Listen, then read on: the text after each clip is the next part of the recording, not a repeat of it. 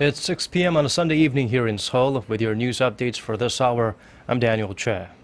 In the economic realm, that's where we start things off. All eyes will be on the Bank of Korea later this week to see whether it will slash the country's growth rate forecasts and the interest rate amid a sluggish global and domestic recovery.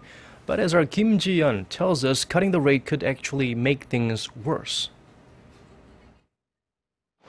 The Bank of Korea is expected to slash the country's growth rate forecast by up to 0.2 percentage point to 3.8 or 3.9% this Friday. If that happens, it could be a sign that the central bank will lower the nation's key interest rate, which has stayed at 2.5% for more than a year. This comes as major financial institutions like the International Monetary Fund are expected to cut their growth projections for the global economy from the current 3.6%. A move like that would be sure to affect the export-driven Korean economy, which is struggling amid a slow economic recovery in the U.S. and sluggish domestic consumption following the Seoul ferry incident. Korea's mining and manufacturing industry shrank by 2.7% in May from the previous month, the sharpest reduction since December 2008.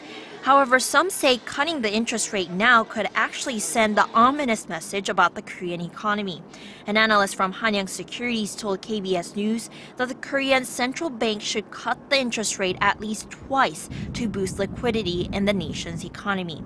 The analyst said that if the Bank of Korea were to cut the interest rate to 2%, the rate during the global financial crisis, it could prompt major participants in the Korean economy to save capital rather than expand their investments. This is the opposite of what the Korean government wants them to do. And this is why the world's top investment banks and local financial institutions think the Bank of Korea will want to keep the interest rate the same until the end of the year.